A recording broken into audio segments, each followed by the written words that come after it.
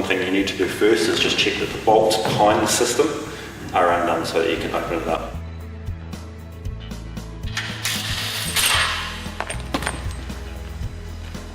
So to open the unit, these need to be hooked in on the front of the system. You'll find this hook here.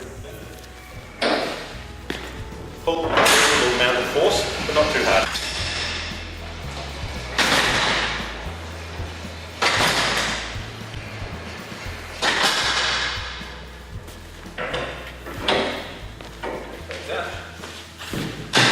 And one thing you want to do once you've finished is just check that the unit is solid, like pushing backwards and forwards.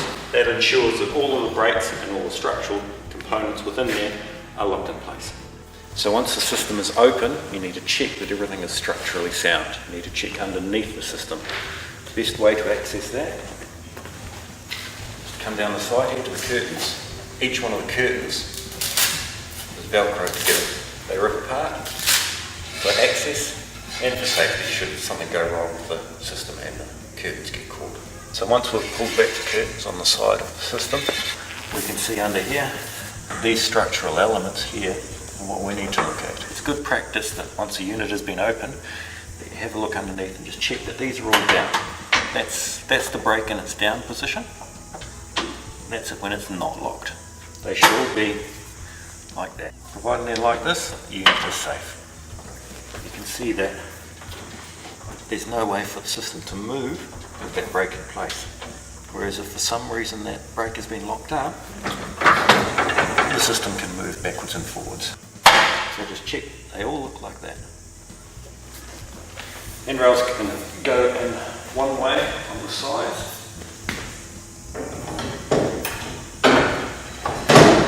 Like so. And removed like so. You'll see there's an angled piece here, that is the back of the handrail, and the straight piece is the front of the handrail. If you have a look here, the kicked leg on the back of the handrail goes towards this socket. On the sides of the handrails here, you'll see grub screws or bolts used to lock the handrails in place. We use a rattle gun, but they can be done by hand with a ratchet, as per normal.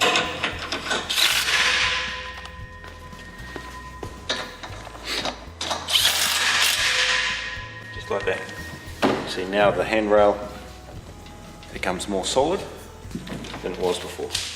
In the open position, the system is structurally sound and that any load applied to the nose of the system is distributed through the tier below.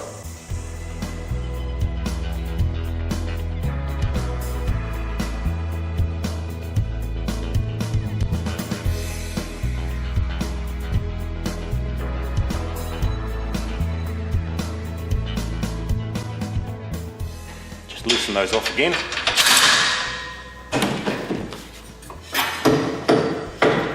And lift the handrail out. The handrails get stored on their own trolleys, just like so. There's 2 handrail trolleys, each with 12 handrails on them. So on the back of Tier 1, there is the locking mechanism which locks Tier 1 and Tier 2 together.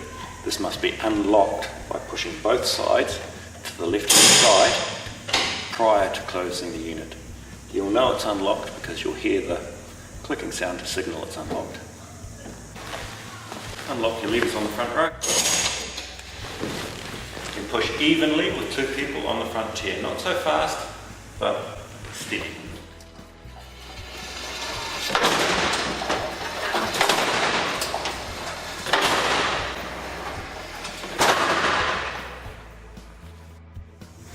It's important to note in the closed position that the retractable system is not to be used for sitting or for climbing on. Structurally, the unit has no support to distribute load in the closed position.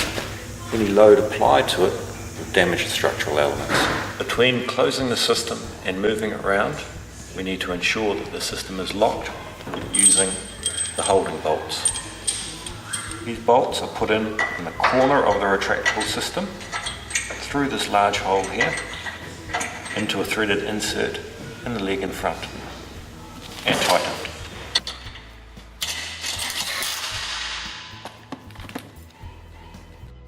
Once these are tight, you can pick the system up and move it around as you please.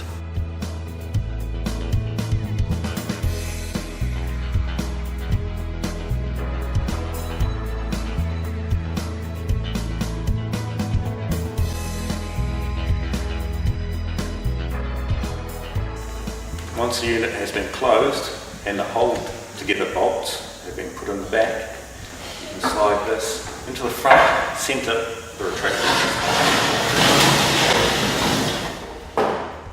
To lift the unit, the tab on the top needs to be pushed down so that the handle is all the way down. Then the unit can be jacked up until the system lifts off the ground. Once it's off the ground, you can pull it around with the aid of a couple of people, one on either end, to steady the system.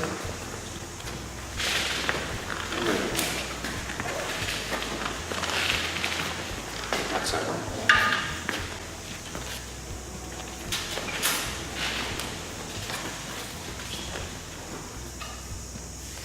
Once you're in your achieved position, simply lift the handle evenly and slowly